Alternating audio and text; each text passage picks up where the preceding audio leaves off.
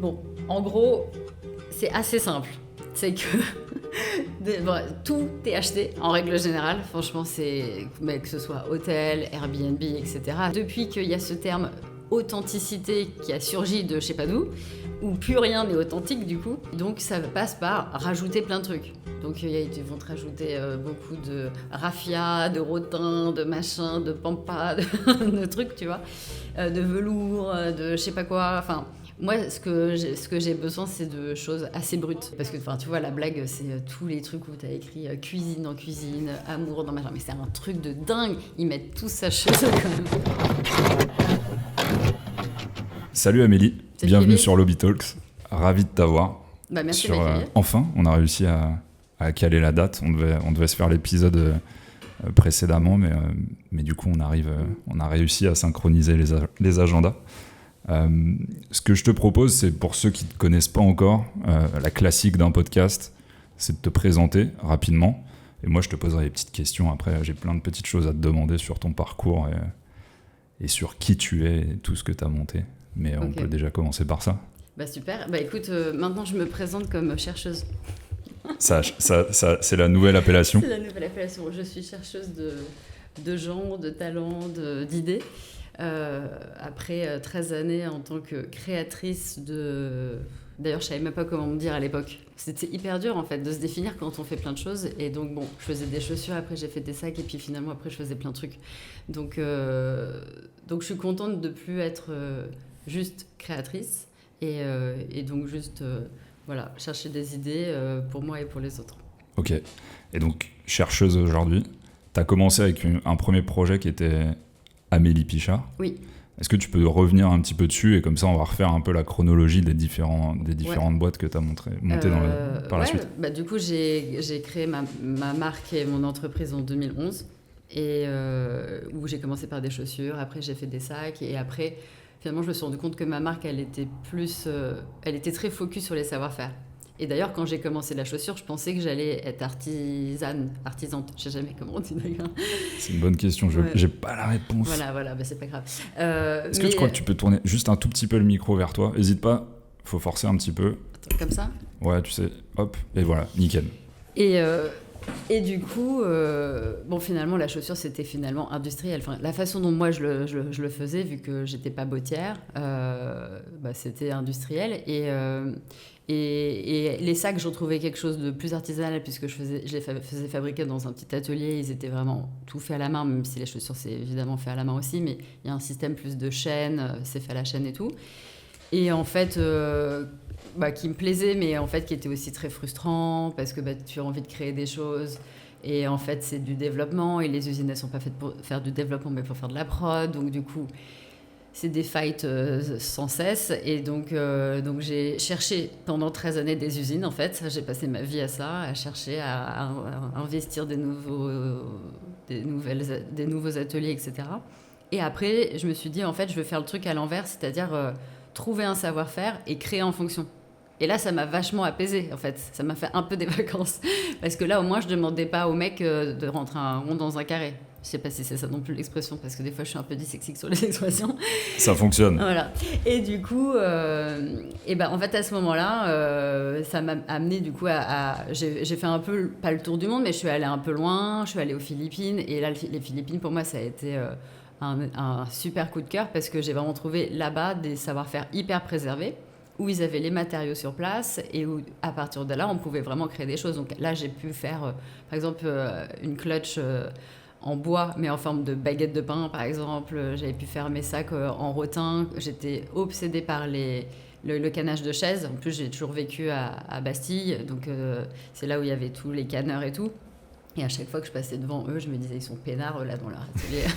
Je veux la même chose. Je veux la même vie et tout. Et en fait, pendant longtemps, je pensais que je voulais donc devenir artisane ou artisante. Et finalement, non, parce que je ne suis pas assez patiente. Moi, j'aime bien faire plein de choses. Finalement, je me suis dit, j'aime mettre en valeur plus les gens et les savoir-faire. Donc, finalement, ça m'a amené que pendant une grande décennie, du coup, j'ai pu faire ça. Et après, il y avait aussi la notion des matériaux, qui était quand même pour moi aussi une autre obsession. C'était que le cuir, je le trouvais intéressant dans sa notion de c'est un déchet. On n'élève pas une vache pour sa peau.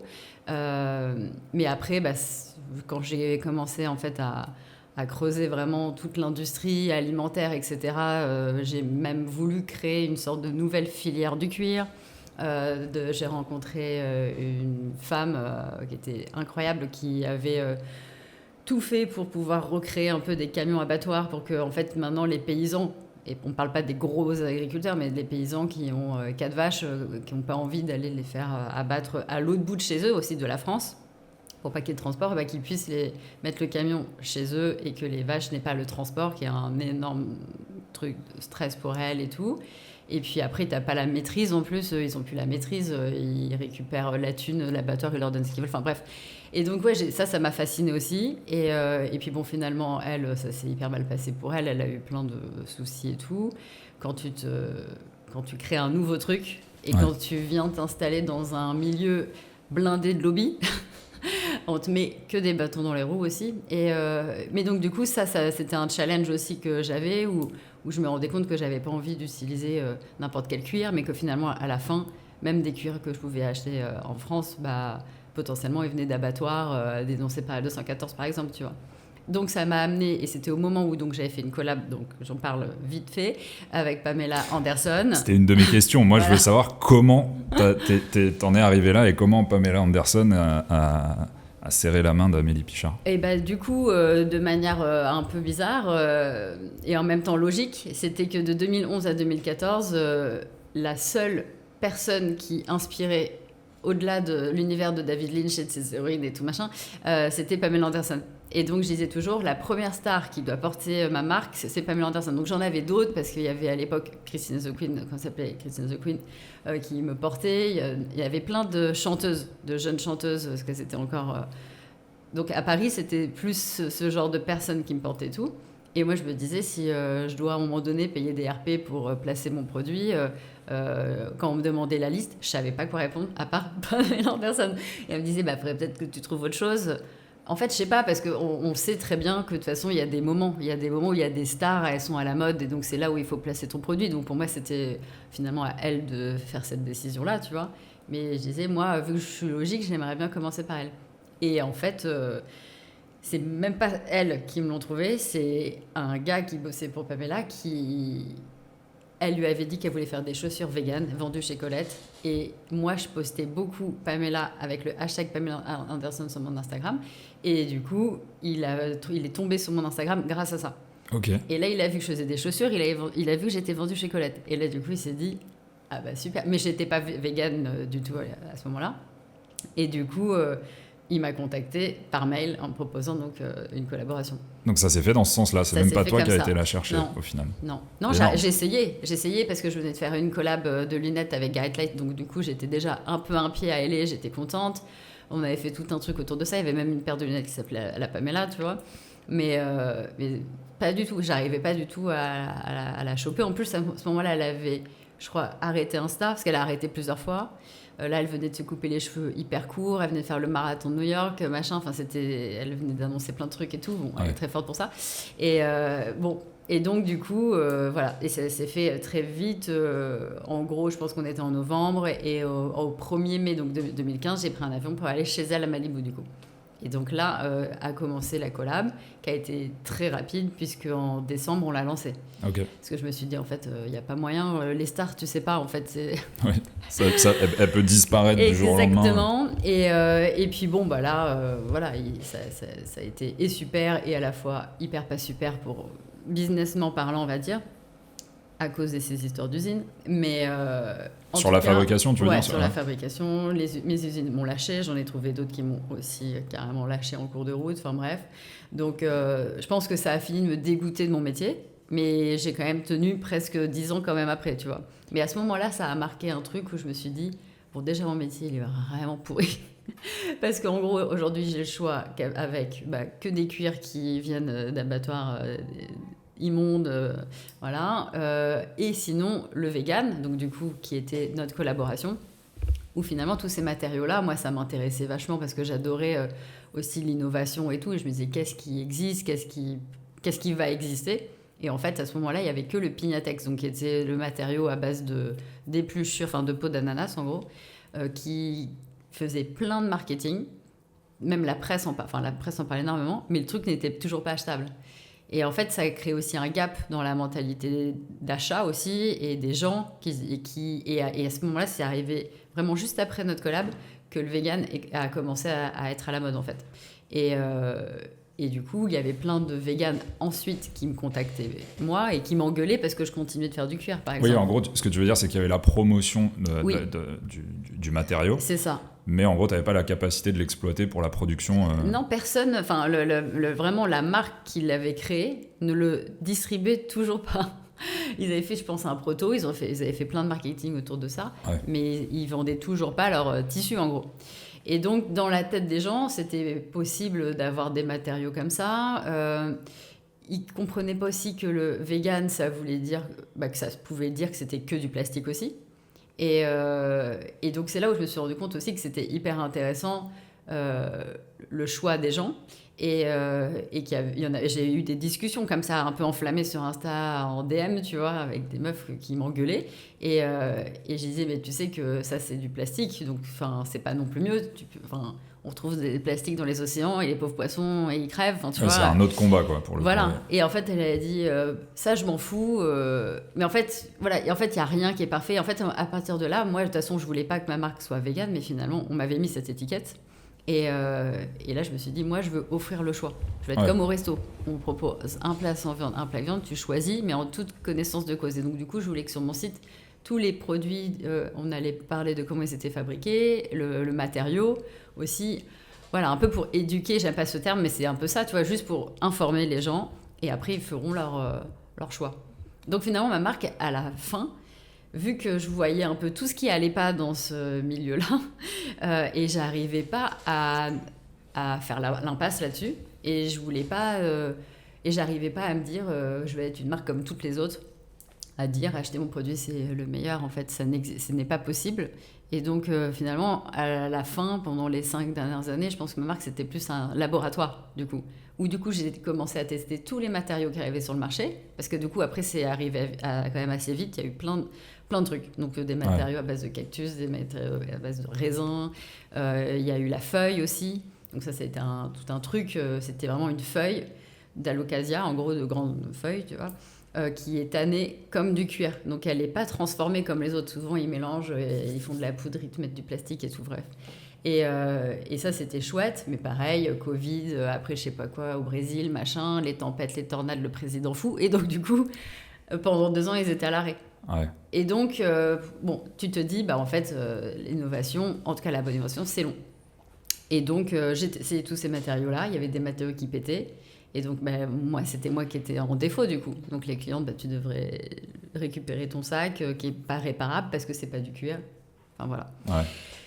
Donc hyper intéressant, mais bon du coup commercialement parlant pas du tout intéressant, on va dire. C'était une de mes questions. Comment tu as structuré, parce qu'il y a toute la partie créative de ton projet, mais il y a tout aussi la structure de boîte qu'il y a derrière et la partie commerciale.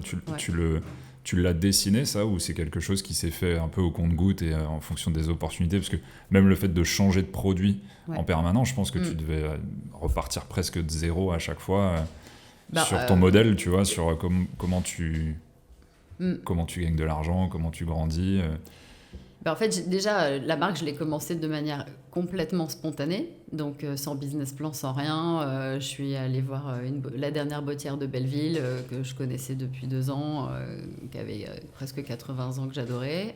Et j'ai dit, vas-y, j'ai envie de faire une collection. Et ça a commencé comme ça. Et en fait, au bout de 3 saisons, il y a Colette qui m'a acheté. Et c'est là que j'ai commencé vraiment à me dire, bon, je crée une société. Avant, j'étais auto-entrepreneur, donc le truc qui vaut pas le coup quand tu fais des chaussures. Et donc, 2012, je fais la société. Et puis après, j'ai les bons magasins. Et puis après, il y a Pamela qui arrive quand même relativement assez vite. Et puis finalement, ça me met sur la paille. Donc là, je me dis, bon, peut-être qu'il faut que je commence un peu à me structurer. Et je ne sais pas si j'avais quand même fait déjà un petit emprunt à ce moment-là. Donc j'ai été un peu accompagnée pour faire des business plans. Donc j'avais dû commencer peut-être en 2013-2014. Et puis en fait, 2017, je fais ma première levée de fonds. Mais en fait, c'était toujours... les urgences qui me faisaient me décider. Ouais. Et puis, je fais cette levée de fonds. J'ai de l'argent, j'ai une boutique, j'ai des employés, mais finalement, j'ai des employés. Et maintenant, je dois aussi gérer les employés. Et donc, du coup, derrière, c'est moi qui dessine. C'est moi qui fais l'image, c'est moi qui fais l'Instagram, c'est moi qui fais la boîte. Et donc, maintenant, je me rajoute en plus des employés. Alors, j'adore l'humain, les gens. Mais en fait, du coup, j'ai plus le temps de travailler parce que du coup, je passe mon temps à répondre à leurs questions et tout ça. Et donc, c'est hyper frustrant. Et donc finalement, c'est pas la meilleure période. Tu vois. Et surtout, en fait, finalement, je suis toute seule donc pour penser la boîte. Mais c'est trop tard pour moi pour passer la main aussi. C'est-à-dire que je rencontre plein de personnes qui ont envie de m'accompagner sur la partie CEO avec qui t'aurais pu t'associer et tout. Carrément. Ouais. Et j'étais ouverte parce que j'en rencontrais plein. Mais ils me disaient jamais ce que je voulais entendre. Et donc, je me disais, c'est trop dur pour moi de laisser les clés de ma baraque à quelqu'un. Tu sais pas ce qu'il va faire, tu n'auras plus la main parce que forcément, à un moment donné, si tu décides de déléguer, tu délègues à fond. Et donc, je trouvais ça trop risqué. Et finalement, quelque part, limite, tu préfères un truc de tu tombes tout seul plutôt qu'à cause de que tu as laissé quelqu'un qui finalement a fait chavirer ton navire, tu vois. Donc finalement, les gens me donnaient toujours leur avis et puis je prenais ce que j'avais envie de prendre et puis c'est tout, tu vois. Mais bon, pour moi, c'est ça qui, à un moment donné, a manqué. De toute façon, c'était que j'étais trop dans une vision aussi un peu utopique de vouloir créer un nouveau business, etc. Et que ma vision a rencontré une époque pétée. Donc, parce qu'après, c'était le Covid. Et puis que depuis le Covid, de toute façon, c'est pas la joie, quoi. Et donc, c'est là où ça a switché, pour le coup. Parce que boutique et tout, tu l'as opéré jusqu'à quand ? Je l'ai opéré pendant 6 ans. 5 ans. Ok. J'ai fait 5 ans de boutique. Ouais. Et ça t'as arrêté, c'était en quelle année ? C'était au moment du Covid coup, c'était juste après le Covid, c'était il y a 3 ans. Okay. Quand j'ai décidé de vivre ailleurs. Parce que la boutique, finalement, avait ce truc où il fallait qu'on soit là. En fait, au début, on était sur une boutique hyper tradie en termes d'horaire. Pendant le Covid, on est passé à 3 jours par semaine. Parce que bon, voilà. Et puis après, je suis partie vivre à la campagne. Et donc, du coup, le 3 jours par semaine, je trouvais bien. Mais les clientes, elles aimaient pas. Ouais. Parce qu'elles veulent acheter n'importe quand, en fait. Et elles se décidaient à la dernière minute et tout. Donc, il y avait ça aussi. Je me disais, bon, en vrai, il y a plein d'idées qui peuvent intéresser certaines personnes dans cette notion de construire une autre façon de faire du business, de travailler. Moi, c'était ça qui m'intéressait aussi, c'était de challenger ça. Moi, j'aime bien être en mouvement. Et ça me dérangeait aussi d'avoir mes employés, par exemple, qui étaient statiques. Et donc, du coup, je me disais comment je pourrais offrir le choix aux employés. Il y en a qui préfèrent ça, qui préfèrent être vide bureau avec des collègues, etc. Et il y en a d'autres, non. Et donc, du coup, j'avais pas envie de forcer cela, par exemple. Et donc, c'est là où j'ai fait, avant de fermer la boutique, j'ai changé un peu l'équipe. Ça arrivait à un moment où les personnes qui étaient là avaient aussi envie d'aller ailleurs, puisqu'elles savaient que moi, j'allais partir. Donc, potentiellement, ça ne les intéressait pas de pas être avec moi. De suivre, d'être sans toi. Ouais, exactement. Et donc là, oui, j'ai fait un appel à candidature en disant, vous voulez plus vivre que travailler, vous voulez pas forcément vivre à la ville, travailler d'où vous voulez, au rythme que vous voulez, et pas à plein temps aussi. Parce que c'était un peu la condition, je me disais... Ça sert à rien de faire 5 jours de télétravail. C'est trop dur, surtout si tu es tout seul et que tu vois personne. Donc forcément, il faut qu'il y ait un équilibre. Donc 3 jours de travail, c'est bien. Et puis ça nous suffira de toute façon pour le rythme. Et moi, c'était un truc où je me disais, j'achète du temps. J'achète le moment que le monde peut-être change. J'espérais encore ça. Il y a 3 ans, je me disais ça. Je me disais, bon, ok, là c'est la merde. Là, c'était la guerre en Ukraine qui venait de péter et tout. Bon, on va faire profil bas. De toute façon, je trouvais ridicule d'essayer de forcer à faire du business alors que les gens étaient de toute façon pas dans le mood, tu vois, et que moi, de toute façon, je pouvais même plus réinjecter de la thune non plus. Donc, j'ai fait, on va faire le minimum syndical, et puis on sait jamais ce qui peut arriver. De toute façon, il y a toujours des surprises, et puis voilà.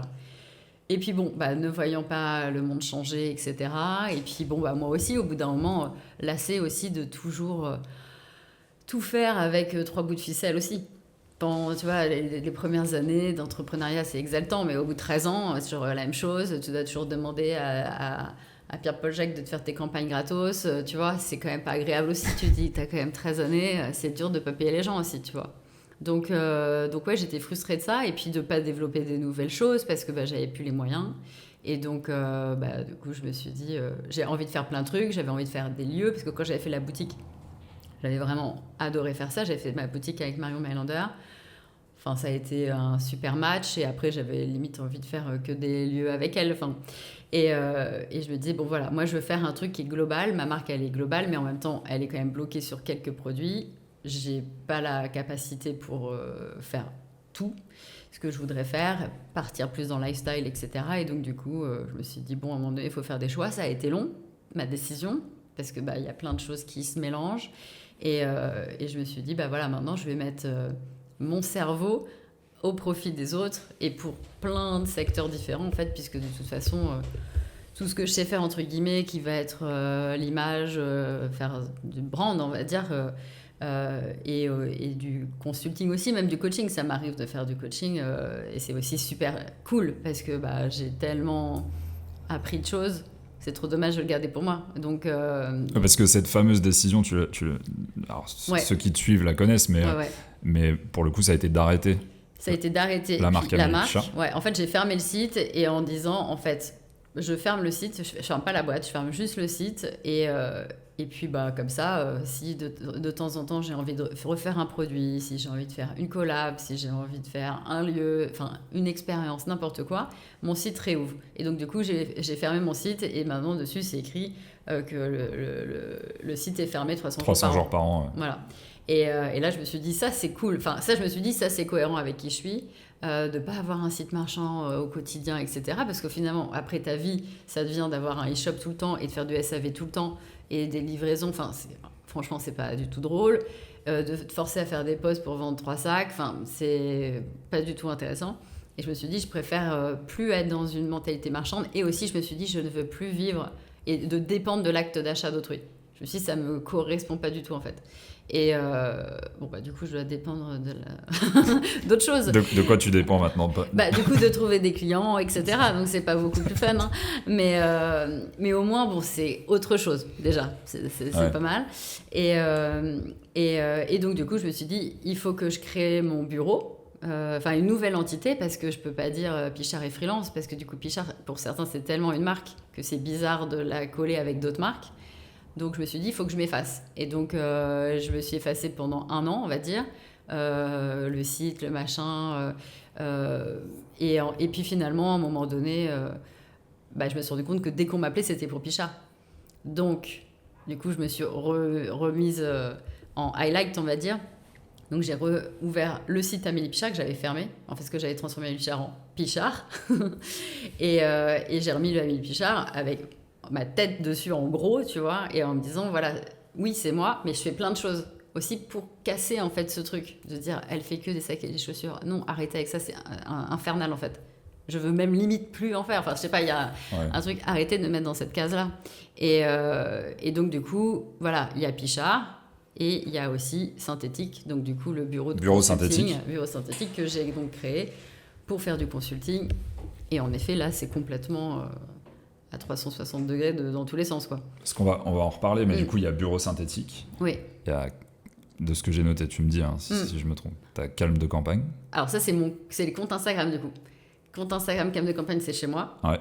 Parce qu'à un moment donné aussi, quand je suis partie vers la campagne, que j'ai eu mon bébé il y a 3 ans et tout, j'avais pas envie de trop poster sur Amélie Pichard. Mais du coup, comme il se passait plus grand-chose chez Amélie Pichard, du coup, sur ce compte Insta, c'était un peu... une marque, mais un peu où il se passe pas grand-chose.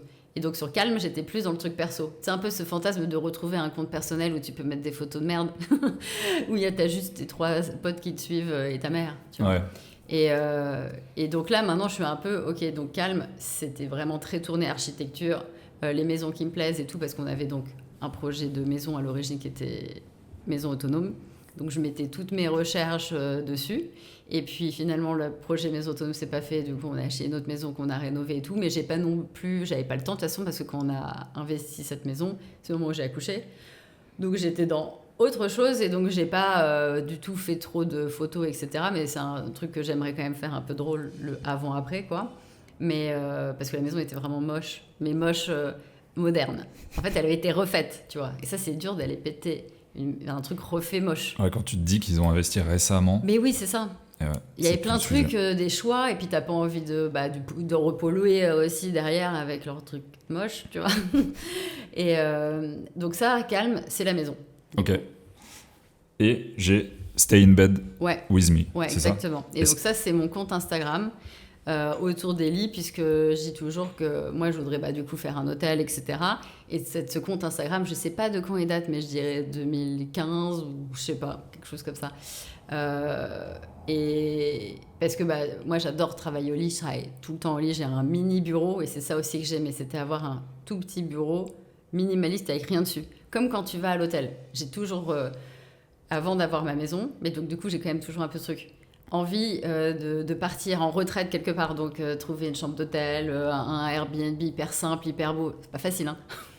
Mais donc qui te pollue pas les yeux, le nez, tu vois. Et donc du coup, l'hôtel a toujours été une fascination pour moi, où j'adore arriver et t'as juste 3 trucs qui traînent, un stylo, un bloc-notes et c'est tout. Et là, c'est toujours là où je prends mes meilleures décisions de ma vie. c'est toujours dans une chambre d'hôtel quand j'arrive, qu'elle est propre, vide, nette, tu vois. Et là, je me pose et j'ai rien avec moi du coup. Et du coup, là, je peux vraiment réfléchir et tout. Et donc, du coup, donc, je travaille allongée. Je ne sais pas à travailler assise. C'est vraiment un truc qui m'agace d'être assise. Ou là, par exemple, je viens de m'acheter un tapis de marche.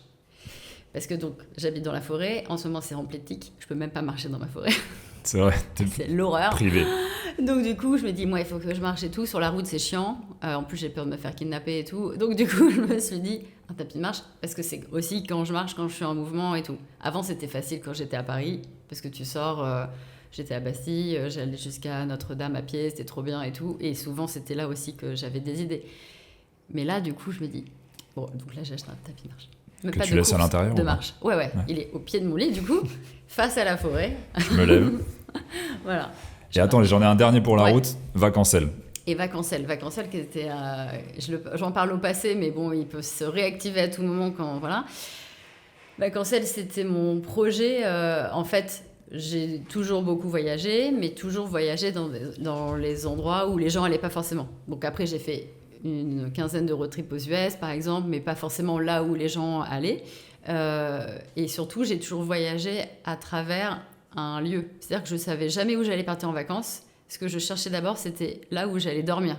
C'est ça qui m'intéresse le plus, la maison, l'expérience, etc. Et donc, on avait fait plein de voyages à travers que des maisons autonomes, mais des maisons autonomes qui étaient genre hyper cool, pas des trucs trop routes, c'est tout. Et après, à partir de là, je pouvais faire, en fait, composer le voyage. Et tout le monde, parce que je le postais sur mon compte, me demandait toujours les vacances, les types de vacances et tout. Et je me suis dit, ah non, mais je peux pas devenir une influenceuse voyage. Bon, je regrette maintenant. Mais, mais du coup, je me disais ça, c'est bon, je suis une créatrice, je suis pas une influenceuse, je suis une faiseuse. Enfin, c'était un peu ce que je me disais. Bon, du coup, voilà.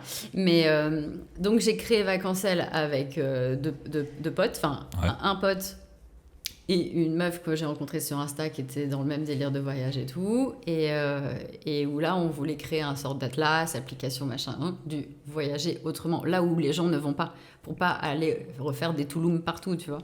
Et donc, finalement, ça s'est transformé en newsletter. Finalement, c'était plus simple de le faire en newsletter. Et puis, après, à chaque fois, j'avais 1 milliard d'autres trucs. Mais c'est toujours un truc que j'aimerais faire. Après, il y a tellement maintenant de propositions aussi. Et je sais même pas si les gens ont vraiment envie d'aller là où les autres vont pas. Il y a aussi un peu ce truc, tu te rends compte, il y a quand même toutes ces applis qui marchent bien, etc. Les Amigo, par exemple, et tout. En fait, les gens, ils aiment bien aller là où ils ont vu machine aller, tu vois. Donc, moi aussi, évidemment, ça m'arrive quand tu es allé à Joshua, que j'ai vu le Cooper, je fais, tiens, ça, je le connais pas. J'étais la machine qui a été... Voilà, exactement, la machine. Voilà. Mais non, mais... Et du coup, c'est un peu les deux sujets, tu vois, que je m'étais noté pour le podcast. Il y a ton parcours, qui est hyper intéressant et inspirant, et sur lequel tu as déjà pas mal communiqué. Et ce qui est intéressant là-dedans, c'est de voir comment ton parcours t'a emmené sur ces sujets de lieu. On en parle à travers les quelques projets que tu as en parallèle aussi de bureau synthétique. Qu'est-ce qui fait que pour toi, tu vois... Alors, tu en as vaguement parlé, tu vois, le lien qu'il y a eu entre ta première boutique et l'envie de créer une adresse ou c'est quoi que tu retrouves dans un lieu que tu retrouves pas dans un produit, typiquement, tu vois? Bah, en fait, déjà, je pense qu'il y a le côté, je pense que je ne suis pas matérialiste. Et donc, c'est un comble quand tu as fait une marque pendant 13 ans où tu vends des produits et que tu as besoin que les gens les achètent et que tu fabriques des objets, tu vois. Moi, je pense que je ne suis pas du tout matérialiste. Par exemple, ma maison, elle pourrait être complètement vide, je m'en fous. Moi, ce qui m'importe, c'est qu'elle ait des murs, des fenêtres, tout est ouvert sur la forêt, et un lit. Ça, il pourrait y avoir que ça. Et d'ailleurs, je l'ai très peu meublé pour ça aussi, tu vois. Je voulais... Et donc, du coup, pour moi, c'est ça on va dire l'hospitalité, ou je sais pas quoi, la maison, etc. T'es dans un truc qui est plus sensoriel, tu vois. T'es pas dans un truc d'appartenance. J'ai pas non plus besoin que ma maison m'appartienne. T'es content parce que finalement, à 40 ans, c'est cool d'avoir acheté un truc, tu vois. Mais c'est même pas dans ce sens. C'est qu'en fait, voilà, moi, ce qui me dérange avec le fait de dépenser beaucoup d'argent pour un objet, après tu regardes ton objet et c'est tout, il te rappelle pas un souvenir, il te rappelle pas une odeur, il te rappelle pas des trucs, alors que le lieu, il a ce truc-là, il a cette magie. Ça peut être un lieu cheap, un lieu hyper ouf, bah, tu te rappelleras toujours de quelque chose, d'une sensation, tu vois. Et c'est ça, moi, qui m'intéresse du coup avec les lieux. Et tu vois, pour le coup, on essaie de mettre des mots, mais c'est pas évident, je trouve, tu vois, de définir un lieu qui va t'inspirer et d'en faire une définition globale Oui. Que tu peux appliquer à n'importe quelle adresse. Mais pour toi, tu vois, c'est quoi un peu les critères quand tu vas sélectionner un lieu? Tu le disais, tu vas aller là où personne ne va, ou pour le coup, tu vas aller chercher le petit spot. Et je pense que c'est ce qui nous anime aussi avec Lobby, et de voir comment on peut insuffler cette pensée à des porteurs de projets, tu vois, pour les emmener sur de la création d'adresses plus singulière, plus inspirante, et tout. Oui. Et toi, comment tu peux nous partager un peu ta grille de lecture, tu vois, quand tu spots une nouvelle adresse, te dire celle-ci, j'ai envie d'y aller, et celle-ci, non, ça correspond pas à ça, je sais pas. Enfin, du coup, c'est quoi le canevas un peu d'Amélie Pichard? C'est clair. Surtout que pour le coup, je passe vraiment ma vie à chercher où je vais dormir. Déjà, quand je viens à Paris, je t'en parlais tout à l'heure, mais c'est vrai que, bon, en gros, c'est assez simple. C'est que tout est acheté en règle générale. Franchement, mais que ce soit hôtel, Airbnb, etc., c'est fou en fait. En fait, tu te rends compte surtout maintenant que depuis qu'il y a ce terme authenticité qui a surgi de je sais pas d'où, où plus rien n'est authentique du coup, où tout le monde essaye de te créer une sorte de fausse authenticité. Et donc ça passe par rajouter plein de trucs. Donc ils vont te rajouter beaucoup de raffia, de rotin, de machin, de pampa, de trucs, tu vois, de velours, de je sais pas quoi. Enfin, moi, ce que j'ai besoin, c'est de choses assez brutes, en fait. Ça, c'est vraiment mon truc. C'est que j'ai pas envie que le truc il soit trop fourni, trop habillé, trop rajouter des faux livres qui servent à rien, des faux vases qui servent à rien, etc. Je veux que ce soit le plus épuré possible. Et parce que, tu vois, la blague, c'est tous les trucs où tu as écrit cuisine dans cuisine, amour dans machin. Mais c'est un truc de dingue. Ils mettent tout ça chez eux quand même. Et particulièrement dans des régions. Après, c'est pas partout pareil, mais tu vois, nous en Bretagne, c'est des experts là-dessus. Tu prends n'importe quel Airbnb, de l'extérieur, tu te dis putain, cette baraque elle est vraiment cool. Tu regardes les photos et là, tu as le panneau cuisine, tu sais, même pas un panneau, c'est des lettres, tu sais. Mais oui. Et un peu tordu comme ça sur le. C'est infernal. Là, du coup, tu as la température directe. Tu as ça, ok, vas-y, je passe à autre chose. Tu sais qu'il y aura quoi comme type d'assises, etc. Enfin, tu vois, tous les trucs en plastique, machin, enfin, c'est terrible. Donc, oui, donc du coup, c'est là où c'est difficile. C'est que finalement, parce que le truc hyper chargé, qui pourrait être cool s'il était, pour le coup, vraiment authentique, comme ils disent, etc., bon, tu peux le retrouver en Italie, par exemple, dans une baraque qui n'a pas bougé depuis 30 ans, 50 ans. Mais sinon, dès que ça se voit que c'est faux, ça n'a aucun sens pour moi. Et donc chaque quand même, lieu où je vais, évidemment, chaque pays, etc., les lieux sont quand même assez différents, parce que c'est aussi un peu dommage de lisser ce truc, et voilà. Mais en règle générale, je cherche quand même un peu à avoir... un repos des yeux, tu vois, au maximum, ou alors une inspiration aussi. Mais c'est pas toujours possible, mais moi, ce que je recherche vraiment, c'est si je dors quelque part, c'est d'avoir une vraie inspiration, de dire, ah là, par exemple, quand j'étais à Joshua dans le désert, le Airbnb, il était super, parce que D'ailleurs, c'était même pas un Airbnb, mais il était quand même sur Airbnb. Il était super parce qu'il n'y avait pas grand-chose. Le peu de choses qu'ils avaient mis, ça me plaisait. C'était juste du bois un peu cabossé, machin, et puis c'est tout. Et surtout, il y avait un plat de cuisine japonais. J'ai oublié le terme. C'est un danube, je sais pas quoi, bref. Donabe. Un donabe. Voilà, c'est bon. Avec le livre de cuisine qu'elle est avec. Et ça, du coup, ça m'a donné envie d'en acheter un. Et j'ai découvert une autre cuisine dans le truc. Et c'était cool, tu vois. Il n'y avait pas de trucs que je connaissais. Enfin, il y avait juste ça pour cuisiner. Et du coup, je trouve ça hyper intéressant d'aller découvrir un truc que j'aurais pas peut-être découvert de moi-même comme ça, de jour au lendemain, tu vois. Et au final, en fait, plutôt que de l'authenticité, c'est plus, tu vois, un sujet d'âme, où en gros, ça pour le coup, tu peux difficilement tricher là-dessus, on en parle souvent, mais sûr. tu peux pas mytho sur l'âme d'un lieu, tu vois, sur le fait que, typiquement, tu vois, le propriétaire de ton Airbnb à Joshua Tree, ce sujet de plat japonais avec son livre de cuisine, c'est... Sûrement enfin tu vois, c'est le genre de truc, tu demandes l'avis, on va te dire mais attends mec, on est à Joshua Tree, qu'est-ce que tu vas nous mettre un plat japonais et finalement c'est ce genre de choses et de contradictions qui font que ton adresse elle a une singularité. Oui, le mec il a voulu partager lui son truc. Donc, ouais, c'est ça. Donc dans ces cas-là, il y a du sens. Et pourtant, alors après c'est aussi un truc, c'est que j'aime pas les Airbnb habités.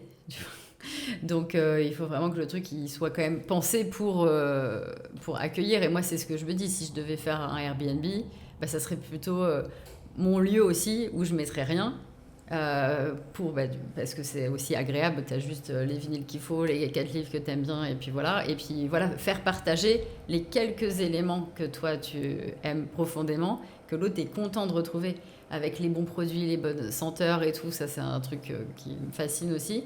Où souvent t'as trop envie de piquer la crème pour les mains parce que c'est quand même super réussi ça, je sais. Et là tu dis ça c'est hyper réussi aussi, tu vois, quand tu retrouves pas que du Aesop partout, tu vois, t'es content des fois parce que t'en as tellement marre de rien trouver de beau, et puis en même temps Aesop tu dis t'es quand même pas, c'est pas assez surprenant non plus, ça fait plaisir aux Parisiens mais ça, c'est quand même pas assez surprenant, donc dès qu'il y a un truc un petit peu twist, voilà. Et typiquement, les dernières adresses qui t'ont marqué, tu vois, dans ce que tu as pu faire récemment, que ce soit des hôtels ou des maisons, t'en as quelques-unes en tête sur les dernières que tu as pu faire qui, pour le coup, tu vois, ont peut-être marqué... t'ont marqué avec un élément un peu surprenant où tu t'es dit, une belle surprise, tu vois. C'est difficile parce que en plus je viens de me faire 3 jours de recherche intensive pour dormir à Paris. T'arrives à trouver des spots à Paris encore ? C'est infernal. Franchement, alors là j'étais hyper contente parce que du coup j'ai dormi à l'hôtel Kéré, je sais pas si tu vois, et je me suis dit ah là c'est cool, mais en fait maintenant je me rends compte que les hôtels que j'aime c'est ceux qui sont à minimum 500 balles la nuit en fait, parce que sinon il y a un truc qui est cheap, tu dis c'est con quand même, tu passes 250 une nuit. Les trucs qui tiennent pas, les robinets tiennent pas, les trucs qui se décollent, tu vois. Donc maintenant, je me dis, maintenant, je suis 500 la nuit. Ça va être compliqué. je vais revenir moins souvent. Après. Ouais, c'est ça. Donc du coup, Hôtel Kéré, c'était super cool et tout. Mais après, voilà, moi, je rêverais d'un Muji Hotel à Paris, en fait. Tout simplement. Un truc comme ça, quoi. Simple, blanc, truc, le bon produit, le machin, 3 trucs et c'est tout. Et pas moi je suis pas très gare de l'Est, gare du Nord et tout, je sais pas pourquoi, mais après je pense que c'est mon problème aussi vu que j'ai vécu 20 ans à Bastille, où je suis un peu, maintenant je me dis bon, si je viens à Paris je vais aller dans le 6 ou alors dans le Marais ou à Bastille, parce que finalement j'arrive pas à trop, mais en même temps revenir à Bastille après avoir passé 20 ans à Bastille et ne plus y habiter et être dans un mauvais Airbnb moins bien que mon appart, ça me fait mal aussi, tu vois. Donc du coup, bon, faut quand même que j'aille dans quelque chose d'un petit peu plus exotique. Mais là, je me disais, tu vois, à Besse, je me disais, faudrait que je regarde s'il n'y a pas des hôtels. T'en as quelques-uns. C'est touriste, quoi. Je me dis, c'est marrant. J'aime bien, en fait, faire ma touriste. Donc si je vais dans le Stige, je suis un peu cette touriste américaine, tu vois. Et pour le coup, comment tu regardes les adresses qui s'ouvrent maintenant que tu habites à la campagne, ce qui se passe à la campagne, tu vois, et ce qui peut s'ouvrir... en dehors de Paris ou à proximité de Paris. C'est quoi ton regard là-dessus, toi, sur soit la capacité du territoire à recevoir, tu vois, des nouvelles adresses, Ou voilà, quand tu vois un peu les nouveaux spots qui ouvrent, comment t'observes ça? Je pense que tu dois avoir pas mal de potes qui veulent ouvrir des adresses. J'en ai surtout pas mal qui ont créé leur propre résidence en Airbnb ou un truc un petit peu plus luxe, etc. Après, non, je vois là aussi la réalité parce que du coup, je me suis fait plein d'amis qui sont eux-mêmes dans l'hôtellerie, la restauration, dans le Perche, où finalement, ils travaillent que 3 jours par semaine et où c'est hyper difficile. Et donc, du coup, maintenant, quand je vois plutôt les nouvelles adresses ouvrir, je me dis, est-ce qu'ils se rendent compte que, Quel en fait, courage. ouais, est-ce qu'ils se rendent compte? Parce qu'en fait, ils vont bosser eux-mêmes toute leur vie. Ou alors, là, j'ai vu qu'il y avait une adresse qui avait ouverte où ils ont ouvert 35 chambres, 50 chambres, je sais pas combien de cabanes, etc. etc. Bon, là, en fait, à la limite, c'est peut-être le choix le plus intelligent, entre guillemets, mais c'est qu'elles ont eu aussi les capacités pour le faire, tu vois. Elles ont peut-être levé des fonds, je sais pas quoi, mais c'est vrai qu'on dit un peu maintenant, dans l'hôtellerie, le minimum, c'est, je sais plus, 21 chambres ou je sais pas quoi. Même plus que ça, quoi. Ouais, c'est ça. Et en fait, tu te rends compte que en fait, le fantasme d'ouvrir ta petite maison de campagne avec 4 chambres, oui, c'est une maison d'hôte, du coup. Maison d'hôte, il faut avoir envie d'être là tout le temps, de préparer le petit déjeuner à tout le monde, etc. Donc, il y en a qui aiment ça, tant mieux, puisque de toute façon, mais si t'aimes pas ça, le côté... Mais moi, j'aime bien aussi le côté assez impersonnel, et je trouve que les gens sont pas encore assez prêts à ça, parce que quand j'en parle, ils sont là genre, ah bon, et tout. Mais moi, c'est ce que je préfère, en fait. Je pense qu'on s'est tellement habitué au Airbnb où tu rentres tout seul et puis t'as pas besoin de tchatcher à la personne. Enfin, moi, ça, j'ai du mal. Déjà, l'hôtel, c'est limite pour moi. Faut vraiment que ça aille vite. Mais je me dis, il pourrait y avoir plein de lieux hyper cool, etc., où tu es en autonomie. Ah oui, c'est ça que tu dis, parce que c'est Ouais. intéressant ça pour le coup, parce qu'il y a plein de projets aujourd'hui, tu vois, c'est un peu la question existentielle, c'est... même sur des hôtels, tu vois, Ouais. de check-in autonome, etc. Oui. Toi, ce que tu dis, c'est que tu préfères faire ton entrée en mode tranquille. Complet. Pour moi, en tout cas, l'avenir, et toi, j'avais écrit un projet hôtelier de campagne à un moment donné, et pour moi, l'avenir des hôtels de campagne, c'est pas du tout le truc comme on a aujourd'hui. Déjà d'une, parce que plus personne veut travailler dans l'hôtellerie ou la restauration avant d'être le boss, en gros. Donc tu staffes, c'est hyper compliqué. Et puis surtout, il y a aussi un peu ce truc, je sais pas, tu t'arrives de Paris, tu t'es tapé sur le embouteillage, t'arrives à je sais pas quelle heure, etc. T'as pas envie qu'on te presse aussi. Ah bah attends, parce que du coup, moi, à partir de 21h, je suis plus là, alors que toi, peut-être t'as envie de t'arrêter sur la route, manger un truc, parce que tu sais que là où tu vas arriver, il y aura rien à manger.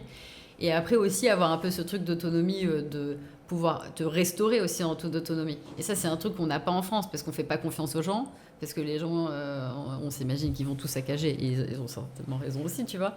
Mais tu vois qu'en Suisse ou dans des coins au Danemark, où tu as quand même des supermarchés où tu n'as ni caissier, ni vigile, ni rien du tout qui sonne, tu vois, où tu fais tes courses, tu passes à la caisse et tu sors et c'est là genre merde, j'ai l'impression de voler un truc, tu vois. Et en fait, je trouve ça hyper intéressant. Et donc je me dis, arriver dans des hôtels. Et en fait, c'est marrant parce que ça vient questionner le truc d'âme, le truc d'incarnation, comme on disait tout à l'heure, d'authenticité. Je pense qu'ils pensent qu'il faut qu'il y ait quelqu'un qui incarne son lieu pour qu'il ait une âme, tu vois. Mais je pense qu'il y a plein d'autres façons de le faire. Parce que c'est pas pour autant que les lieux qui sont incarnés par des gens sont chaleureux ou sont vraiment aussi incarnés que ça. Et puis en plus, c'est dangereux l'incarnation. Moi, je l'ai vu chez plein de potes qui ont pu avoir leur rad ou ce genre de choses, qui après partent. Le lieu, il a plus du tout trop d'intérêt puisqu'il n'y a plus la personne qui est là. Ah, c'est un vrai sujet, ça. Tu vois, comment tu... soit sur ta première adresse, c'est top. Après, tu en as qui ont cette ambition de créer une continuité, donc d'autres adresses, donc forcément de se retirer ou d'être marqué par une absence, tu vois, sur les secondes ou troisième adresses. Ouais. Et ça, c'est un vrai sujet. C'est comment tu fais perdurer soit ce que tu as créé avec ton premier lieu, soit comment tu crées une âme sans être présent, tu vois. En fait, l'incarnation, voilà, c'est bien si t'es le taulier qui est là tout le temps, mais sinon, c'est un danger. Mais je pense qu'il y a plein de façons de le faire, mais c'est vrai que même le service, c'est compliqué. Moi, j'ai même vu des endroits que j'aimais bien, et puis le mec est pas là, et puis c'est un autre serveur ou un manager, je sais pas quoi, et en fait, le mec est naze, du coup, j'y suis plus jamais retourné. C'est quand même dommage, tu vois. Ouais. Mais ça, c'est un vrai sujet, parce que tu vois, pour le coup, le nombre d'adresses où tu sais que tu y vas parce que le taulier est là, et quand il te dit, bah non, en fait, je suis pas là le vendredi, samedi, bon, bah en fait, tu changes de spot. Bah ouais, exactement. Mais là où je te rejoins, c'est que tu vois, sur des lieux de vie type Airbnb, gîte, petit hôtel, tu as quand même cette capacité à pouvoir insuffler une âme sans être présent. Tu vois, tu citais les exemples avec les petits bouquins, avec la bonne playlist, avec tout ça où tu peux emmener les gens sans forcément être présent. Oui, puis les gens qui vont, eux, dormir dans ce lieu-là, s'il y a des lieux qui sont partagés, etc., il peut aussi y avoir des choses qui se passent. Et puis, c'est pas... t'es pas obligé d'avoir un mec d'accueil qui est là, c'est peut-être quelqu'un d'autre qui est là à tel moment, à tel créneau horaire, ou du coup qui t'incite à descendre à tel endroit pour faire tel truc, j'en sais rien. Mais puis aujourd'hui, tu vois, il y a plein de conciergeries sur WhatsApp, tu parles avec le mec, il est vachement plus efficace limite. Que le proprio. Bah oui, et puis souvent, même toi, je sais pas, dans ta chambre, t'as toujours appelé l'accueil et puis t'oses pas. Tu préfères carrément envoyer un WhatsApp qu'appeler l'accueil, tu vois. Tu te sens pas bien, t'es pas à l'aise. C'est ça. Et c'est quoi les prochains projets alors je sais pas si je dis bureau synthétique, Synthétique. Pour synthétique, il y en a plein qui sont pas de moi de toute façon. Moi, je là pour le coup, tu touches pas forcément à des sujets de. C'est global avec synthétique. Ouais, c'est global. Je peux travailler autant pour de la mode que de la céramique, que des lieux, c'est voilà. Donc moi, j'aimerais bien aussi, mais ça, t'as toujours un projet de lieu ou pas? J'ai toujours un projet de lieu, mais tu vois, pour l'instant, j'ai rien activé du coup. Votre maison, aujourd'hui, tu l'as. Ma maison, c'est ma maison. Ouais, c'est pas du tout. Mais par contre, moi, tu vois, par exemple, je regarde quand même pas mal aussi. Tu vois, je sais pas, des postes à l'étranger, ce genre de choses, tu vois. Et je me dis pourquoi pas, en fait. À un moment donné, ça peut être aussi un truc assez cool à faire à l'étranger aussi. Et je me dis là, ça serait trop bien, ma maison évidemment, là du coup, je ferais vraiment un écrin, un site, un truc, et là du coup, on la mettrait en loc. Mais tant nous, on est là, en France et tout, en tout cas, c'est sûr qu'on la garde, quoi.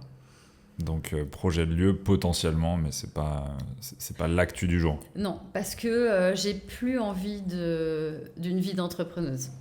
Donc j'ai pas de projet de moi. J'ai pas envie de ça. Et c'est marrant parce que du coup, quand là je conseille plein de sortes d'entreprises, etc., à plein d'échelles différentes, et moi je me dis toujours, oh là là, ils vont faire ça, etc. J'adore les conseiller et leur parler des pièges et tout.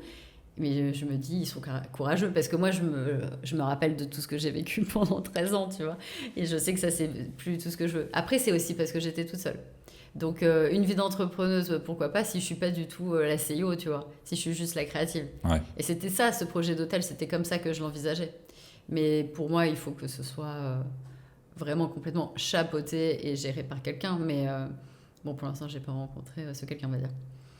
Ouais, tu m'en avais parlé vaguement au début. Mais comment ça vit vers chez toi? Après, on a déjà fait nos petites 50 minutes. Déjà. Comment tu regardes, toi, la région? Moi, ça m'intéresse parce que je vois plein de projets se monter dans le Perche et tout. Ouais. Là, c'est la folie en ce moment. Ouais. Comment tu vois ça, toi, qui est une habitante ancrée? Du coup, tant mieux parce qu'il y a plein d'offres maintenant aussi. Tu vois, avant, c'était quand même très limité pour aller manger et tout. Après, ils sont quand même tous dans le même coin. Donc, du coup, plus loin de chez moi en plus. Donc, je peux pas non plus trop en profiter. Mais ils sont tous dans le haut du Perche, le beau Perche, etc. Où, bon, il y en a quand même qui vont un peu plus ailleurs et tout. Mais bon, il y a beaucoup d'offres. Et déjà, quand je vois ceux qui étaient là, qui du coup galèrent depuis des années, je sais pas ce que ça va donner. Je sais pas s'il y a vraiment. En fait, moi, ce que je trouve dommage avec le Perche, c'est que souvent, si on se dit, tiens, c'est quand tu dois expliquer à un étranger c'est quoi le Perche, tu peux dire, tu vois, c'est un peu upstate New York. Bon, en moins cool quand même. Il manque quand même un truc. C'est-à-dire qu'il y a plein de projets qui vont dans le Perche qu'on a déjà vu 15 000 fois, tu vois. T'aimerais bien un peu des trucs un petit peu plus pointus peut-être aussi, tu vois. Et puis bon, après, le Perche, ça reste la campagne. Et donc, c'est quand même pas le bord de mer ou, je sais pas, la montagne avec un lac. Enfin, il manque quand même un élément dans le Perche, tu vois. Et donc, je me dis, il y a peut-être trop de lieux pour attirer autant de gens. Il y a quand même plein de gens qui n'aiment pas du tout la campagne. Ouais. Et tu penses que aujourd'hui, ça bénéficie au territoire, c'est-à-dire que tu as des gens qui, typiquement comme toi, vont venir à l'année ou pas tant que ça, tu vois? Bah, pas vraiment, parce qu'en fait, il y a eu... en fait, l'immobilier, il a pris 25% juste après le Covid dans le Perche, tu vois. Ça a duré un peu. Et puis après, ça s'est un peu écrabouillé. Et puis plein de gens ont revendu, en fait. Les gens, c'était un peu le truc, c'est qu'ils disaient, les Parisiens, ils achètent sans venir visiter. Ça, on l'a tous su, ouais, je Voilà. pense. Et donc les agents immobiliers adoraient dire ça. Bon, du coup, ça mettait la pression à tout le monde, tu vois. Et en fait, bah oui, bah forcément, déjà, si tu visites pas... bon, je pense qu'ils forcément, ils faisaient leur petite visite de contrôle, tu vois. Ils n'avaient pas le choix, mais en tout cas, il y en a plein apparemment qui sont partis. Et en tout cas, ceux qui ont acheté, c'était pas pour être à plein temps. En fait, en vrai, nous, on le voit. Nous, on arrive à vivre en venant à Paris de temps en temps et en faisant que du télétravail. Mais du coup, c'est aussi pas trop juste pour tous les gens qui habitent ici, dans le Perche, qui font des métiers dans le tertiaire, où il y a pénurie aussi de travail, tu vois. Donc, les Parisiens, en plus, le télétravail a vachement changé dans les entreprises à Paris aussi. Donc, il y a moins de télétravail. Donc, du coup, les gens, ils sont retrouvés avec leur baraque, à devoir venir que du vendredi au dimanche, à rentrer et à repartir dans les embouteillages. Donc, forcément, ça te déchauffe un peu. Mais tu vois, je trouve ça... Pour le coup, c'est un des intérêts majeurs, je trouve, de l'hospitalité et de cette nouvelle vague, tu vois, sur l'hospitality, c'est de redynamiser des territoires, tu vois, et de bénéficier au territoire et de pas simplement justement déplacer une communauté qui profite d'un territoire et qui, in fine, retourne là où elle est ancrée naturellement. Bien sûr. Moi, c'était du coup dans mon projet d'hôtel, justement, hôtel rural, tu vois. L'idée, c'était justement ça. C'était de ne pas créer de barrière entre les gens du coin et les néo-ruraux, tu vois. Et aujourd'hui, tous les rades qui s'ouvrent créent forcément ce truc-là, quoi. Les gens du coin, il y en a qui viennent forcément dans certains restos, tu vois. Mais sinon, il y a vraiment une sorte de limite, c'est tout. Mais en fait, c'est aussi très français. Je sais pas si c'est pareil aussi à l'étranger, mais tu as toujours un peu la guerre du Parisien ou la guerre de ton voisin, ou voilà, et donc la jalousie, etc. Et donc, du coup... le mec, il préfère dire eux, ils boivent des cafés, c'est du jus de chaussette, j'en sais rien, alors que moi, je veux mon expresso Richard, tu vois. Et moi, je me dis, faut créer des lieux où tu proposes les deux. Et au moins, comme ça, il peut se passer des choses intéressantes. Mais c'était comme à un moment donné, tu vois. Dunhill, après, c'est très petit. Mais Dunhill, ça a toujours été très fermé, tu vois. Il y a un gros panneau, interdiction de rentrer, etc. Donc, forcément, ça c'est des îlots pour les Parisiens ou les étrangers, tu vois. Et tous les hôtels, les anciens hôtels qui étaient vraiment dans le cœur du village, sur les axes routiers, etc., tout ça s'est transformé en habitation, les villages sont fermés. Ouais. Et puis tu le vois, nous on a un super boulanger qui s'appelle Pichard d'ailleurs. Et ça fait des années là qu'il cherche à vendre. Et on se dit, c'est le seul un peu qui fait bien les choses. Mais en fait, forcément, il tire la langue. Et maintenant, tu te dis, tu peux plus avoir en campagne un mec qui fait que un truc. Ouais, c'est pas possible. Il faut qu'il fasse forcément beaucoup de choses. Tu vois, faut que ce soit des couteaux suisses, tu vois. Et ça, là, c'est tout de suite plus intéressant. C'est clair. Mais ce qui est frustrant là-dedans, c'est de voir le savoir-faire qu'on peut ramener, tu vois. Et quand tu vois des lieux qui se montrent, sur des territoires comme ça, c'est, tu vois, on ramène une culture, on ramène un réseau, on ramène une énergie, et de se dire que ça bénéficie, tu vois, qu'à une certaine communauté, et pas que le Perche, tu vois, pour le contre-exemple avec la Bretagne qui vit un peu la même chose, c'est de se dire comment en fait on peut réanimer, tu vois, avec des gens comme toi qui viennent s'installer, qui vont forcément faire vivre les écoles à côté, tu vois, ça c'est un vrai sujet dans des lieux retirés, de se dire qu'en fait tous ces nouveaux spots et ces gens qui ont envie de créer des adresses le fassent aussi dans l'optique de redynamiser un territoire et pas simplement faire un spot cool, tu vois. instagrammable et qui vit 2 semaines dans le mois. Ah oui, pour moi, c'est un peu la clé mais la majorité, en effet, n'y pense pas comme ça. Et en même temps, il y a aussi ce truc, c'est... comme je disais tout à l'heure, tu auras l'étiquette. Ah, c'est... Après, toi, tu as un nom breton, alors ça... Il faut avoir peut-être un nom breton en Bretagne et un nom... Moi, j'ai un nom, pour le coup, très percheron, parce qu'il y a des pichards partout autour de moi. C'est ce que j'allais dire. Si t'as le boulanger, déjà, c'est un bon point. J'ai le boulanger, j'ai mon voisin, c'est tout. Il y a le garage pichard, tout est pichard. C'est assez drôle. Et rien à voir. C'est pas les autres business cachés d'Amélie. Non. Mais ouais. Mais hyper intéressant tout ça. Et la suite, là, du coup, aujourd'hui, comment ça se dessine? Tu bosses full-time? On n'en a pas parlé, mais j'ai un projet hyper cool avec Maison et Objets. Oui. Qui m'a mis quand même un En plus, pied. je m'avais été noté pour parler, avant de parler des sujets de lieu et tout. Ouais. Maison et Objets, c'est pas rien. Et ça, c'est super chouette parce que ça fait du bien quand, enfin, des gens t'imaginent faire autre chose. Et là, du coup, c'est une agence qui s'appelle Agence Cowboy qui avait soumis mon nom, du coup, à Maison et Objets. Et ils étaient hyper emballés. Et ils ont tout de suite vu que, du coup, forcément, je pourrais... qu'est-ce que je pourrais apporter? Et donc, du coup, en gros, là, j'ai fait la DA donc, de l'édition de septembre. Donc, j'ai fait l'affiche de Maison et Objets. Donc, super cool. Tu dis, tu vas avoir des grosses affiches comme ça. C'est bien parce que maintenant, on a la vidéo, donc on pourra mettre les petits extraits. Bien. Super. Et donc, l'affiche, ça a été... pour moi, c'est de l'image, donc c'est toujours assez facile, on va dire, parce que travailler sur l'image, c'est ce que j'aime faire. Et là, en fait, je me suis dit, OK, comment construire cette image? Et donc, du coup, je voulais faire quelque chose forcément très premier degré. Et je me disais, maison et objet. OK, donc il faut que je trouve un objet qui ressemble à une maison, mais du coup, en même temps qu'un designer, etc. Et là, j'ai pensé à la théière que Blumen avait faite, que j'avais découverte à la fête Anticipation. Et j'achète pas souvent grand-chose. Je parlais tout à l'heure que je n'étais pas très matérialiste. Et j'étais tombée sur cette théière qui était énorme, et j'étais à vélo à Paris un jour de pluie et je me suis dit c'est pas du tout une bonne idée que je la prenne. Je suis à vélo, c'était pas mon vélo, je le maîtrisais pas du tout en plus, et du coup je l'ai contacté et on réfléchissait du coup à faire un projet ensemble. Et donc quand là j'ai eu cette proposition pour faire l'affiche, je me suis dit en fait je vais reprendre sa théière. Et là je l'appelle et elle me dit elle est vendue. C'était un modèle unique, tu vois. Et là, je fais merde et tout, puis elle n'aura pas le temps de la faire à temps pour l'affiche, etc.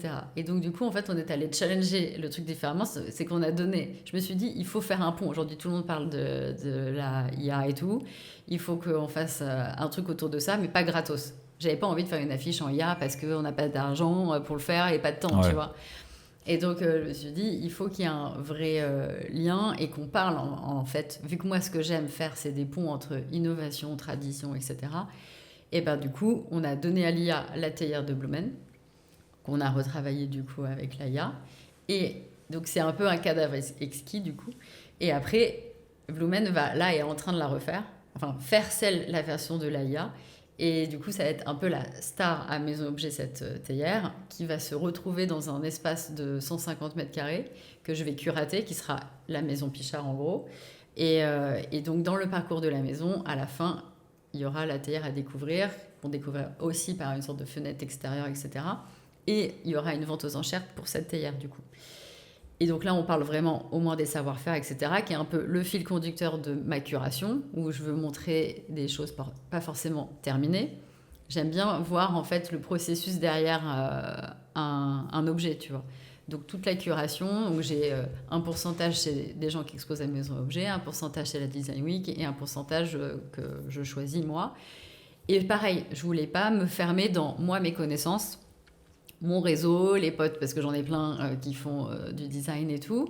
Et du coup, je me suis dit, vas-y, tant pis si on reçoit, je sais pas combien de mails et tout, on fait un appel un peu à projet, entre guillemets, sur Insta. Et c'était hyper cool, parce qu'on a reçu, je sais pas combien de lootbooks. Donc là, pour l'instant, j'ai même pas encore ouvert tout. Mais du coup, on a tout a été mis de côté, les lootbooks et tout. Et là, je vais pouvoir faire ma sélection là, à la fin du mois. Et du coup, 1er septembre... je vous invite à découvrir ma maison. Trop bien. Et t'as eu carte blanche là-dessus ou Carte blanche. Ouais. On est venu te chercher, on t'a dit. Et en gros, l'histoire de la maison et tout, c'est un truc que t'as. Ouais. Parce qu'en fait, Cowboy s'occupe, eux, de faire le lieu. la scénographie, il s'occupe de toute la prod et tout, etc. Donc ce qui était pas mal, tu vois, comme ça, moi je pouvais vraiment me concentrer là-dessus. Et en fait, on est hyper en ligne. Ils avaient un projet, eux, de se faire une sorte de lieu décloisonné. Et j'ai dit, bah, faisons une maison. Enfin, je trouve que ça ait plus de sens que ça soit ma maison. Et une maison dans Maison et Objets pour rester dans le truc. Voilà. Et parce que l'affiche, c'était Amélie vous invite à passer au salon, tu vois, pour boire le thé, en gros. C'est une théière. Je sais pas si je l'ai reprécisé ça quand même. Ma maison, c'est une théière. Mais voilà. Et donc, du coup, ils ont fait ah bah ouais, super. En fait, du coup, on a fait un ping-pong sur la scéno. Et après, vraiment, eux, ils ont vraiment la main, du coup, pour aller la construire, faire tout pour que ça rentre aussi dans les budgets, etc. Et après, on va installer, du coup, tous les objets à l'intérieur ensemble, quoi. Trop bien. Ouais. Et typiquement, je finirai là-dessus, mais tu vois, dans tous les projets que tu as pu faire, t'en as un qui sort du lot où tu te dis, putain, bel accomplissement quand même. Parce que tu vois, pour le coup, maison. Ouais. Alors, je suis salaud parce que je sais pas où tu vas classer maison et objet, faut faire gaffe. Bah, si, bah là, j'ai envie de te dire, pour moi, là, c'est un énorme terrain de jeu, je suis trop contente. Parce qu'en plus, c'est pas n'importe quoi, t'as l'affiche du salon, t'as la mise en vie de cette affiche avec, tu vois, une scéno et tout, c'est quand même. Ah oui, non, pour moi, là, c'est vraiment le projet que j'attendais. Surtout après avoir fait des choix comme ça, de dire j'en ai marre qu'on me mette des étiquettes, qu'on me mette dans des cases, qu'on me dise que je fais que de la mode, non. Là, on me propose un projet comme ça qui vient toucher du coup tout ce que j'aime, parce que je suis pas métalliste, mais j'adore tellement du coup l'artisanat, la création, etc., que les objets, c'est vraiment un truc où je passe ma vie. Comme je disais tout à l'heure, je suis chercheuse, donc du coup, les objets, j'en ai tout le temps partout en fait dans mes recherches et tout, donc là, je peux créer l'histoire. Et en plus, c'est dans un cadre où j'ai la main sur tout. Donc, du coup, on va aussi faire toute la com, etc., qui va avec. Donc, ça va être super. Donc oui, là, en ce moment, forcément, mon grand highlight, c'est Maison et Objets. Ouais, et surtout quand tu as cette capacité où tu peux vraiment donner la direction sur tout le parcours, quoi. Exactement. Et ça, c'est cool. Voilà. Trop bien. Et on mettra tous les différents liens, les affiches, les liens vers tes différents projets en description. Super. Mais en tout cas, merci beaucoup Amélie. Merci à toi. Très cool ce petit échange, on a fait 1 heure, tu vois. Ok, bien. Et parfait, c'est hyper intéressant, tu vois, de faire la jonction. Nous, on reçoit généralement beaucoup d'entrepreneurs qui tiennent des lieux, donc qui sont en lien direct avec l'hospitality. Et intéressant de faire le pont justement avec ton métier de base qui a évolué et qui contribue aussi à toutes ces adresses et ces lieux de vie indirectement ou directement, tu vois. Donc merci beaucoup. Super, merci beaucoup. Et je te dis à très bientôt. Yes. Et du coup, salon et objet, maison et objet, pardon, le salon, la date je crois que c'est 4-7 ou un peu plus. Septembre. Ouais, c'est à partir du 4 en tout cas. Voilà. Parfait. On sera présent. Merci beaucoup. Merci. À bientôt. Salut.